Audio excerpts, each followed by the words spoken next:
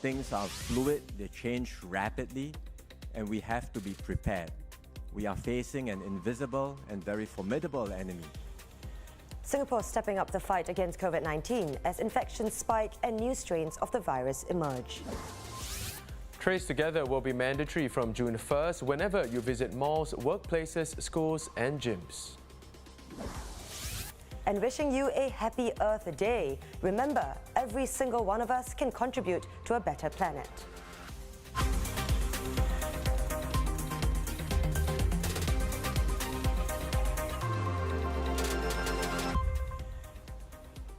This is the Straits Times Newsnight. I'm Chao Suen. Good evening, I'm Dylan Ng.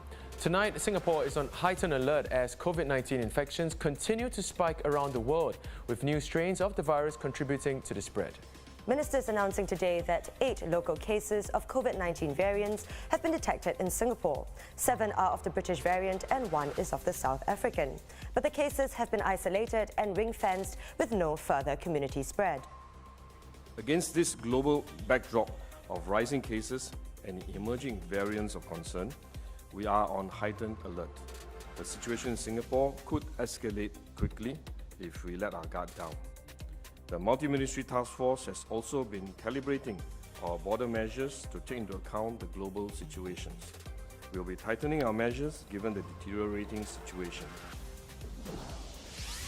Now, with India reporting more than 300,000 new infections today, the world's highest number of COVID-19 cases in a single day, Singapore is further tightening border measures with India. All long-term pass holders and short-term visitors who have travelled to India within the last 14 days will not be allowed to enter or transit here.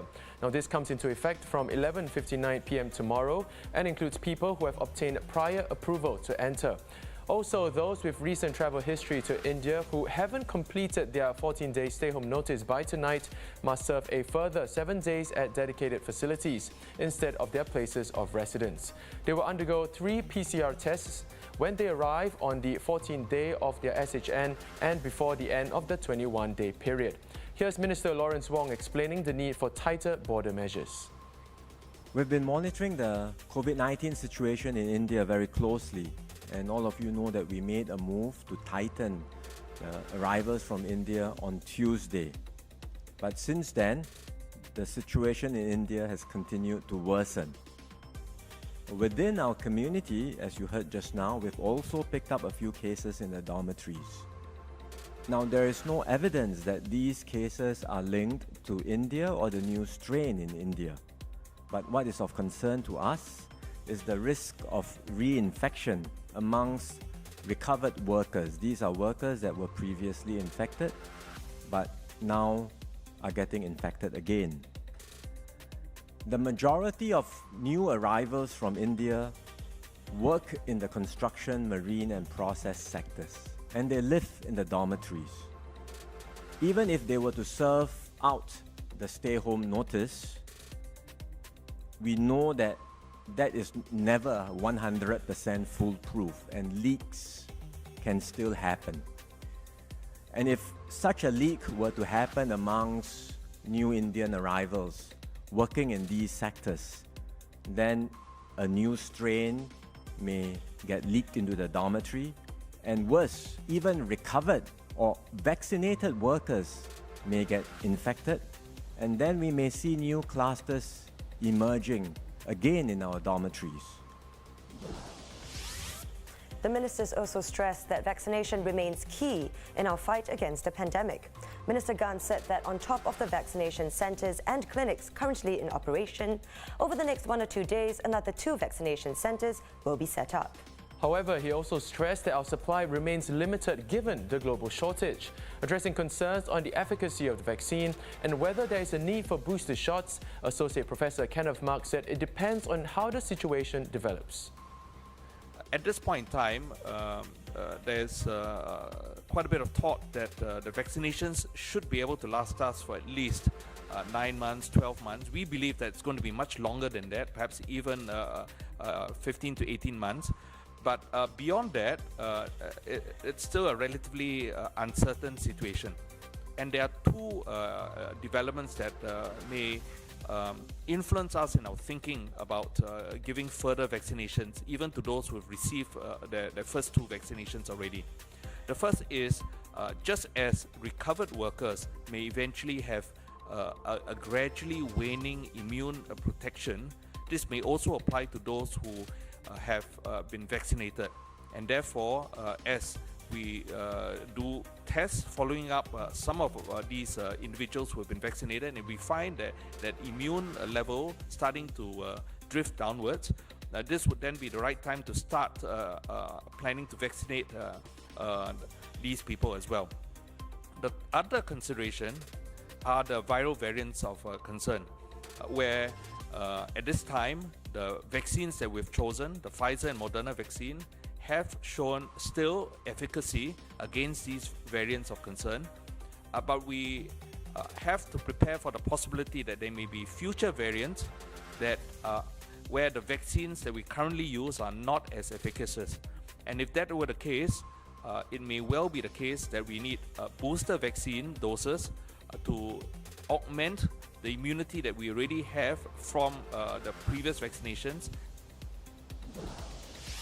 For more on today's updates, you can watch the full press conference given by the COVID-19 Multi-Ministry Task Force on the Straits Times YouTube channel. Now, looking at the COVID-19 numbers today, there are 2 new local transmissions. One is in the community and the other in a migrant worker dormitory. The remaining 22 were imported. Meanwhile, 17 workers at Westlight Woodlands dorm who have been classified as recovered patients tested positive for the virus after special testing operations were carried out. Investigations are ongoing to determine if they are reinfection cases.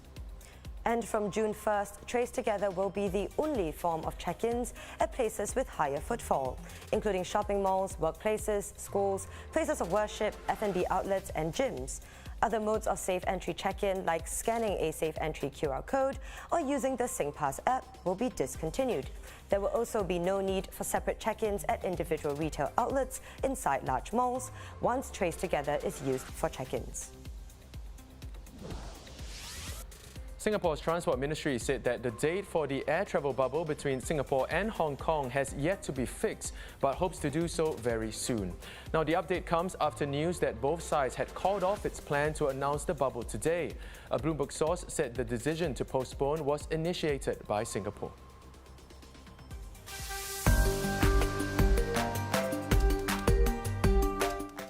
Now let's take a look at what's been trending on social media today. We're not sure if you've seen the Google Doodle or need a little reminder. Today, 22nd April, marks Earth Day, when we celebrate the anniversary of the birth of the modern environmental movement in 1970. Earth Day is observed by many all around the world as a day of environmental action to change human behavior and make an impact. At a virtual climate summit that will happen today and Friday, world leaders will address the climate crisis and discuss action to curb carbon emissions. To kick off the summit, Joe Biden will commit the United States to cutting its greenhouse gas emissions in half by 2030. As for the rest of us, whether it's switching off our lights for an hour tonight or committing to reducing the use of straws, every little gesture makes a big difference. So let's go forth and restore our Earth. Things are about to get busy for Kai Kai and Jia Jia. Wildlife Reserves Singapore is hoping the duo get very busy with the start of the mating season. Now, the River Safari's giant panda forest will be closed from now till April 26 to give the couple some privacy. It will be their 7th attempt at trying for a baby. Good luck, guys. Here's wishing you all the very best. Now, also trending online, meet Bear Sun, the bear on a 644-kilometer trip from Los Angeles to San Francisco. All this on foot and for a good cause. The man inside the costume is 33-year-old Jesse Larios, whose GoFundMe account has to date raised over $7,000 since his journey began on April 12th. He plans to hold an online vote to determine where to donate the money upon reaching San Francisco.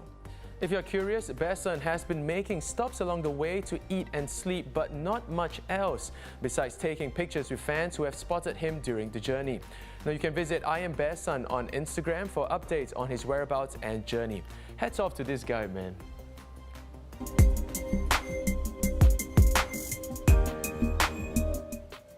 Now, in case you missed it, let's go back in time just for a second. Remember those adorable Tamagotchis that were all the rage in the 90s? Well, they're back and updated for 2021 with some cool new features. The new Tamagotchi Pix no longer has a pixelated black and white screen. Instead, it is in full color. And even more exciting, there's a built-in camera that lets you take pictures with your virtual pet. The $59.99 US toy, available for pre-orders in North America now, goes on sale in July, and I certainly hope they bring it to Singapore.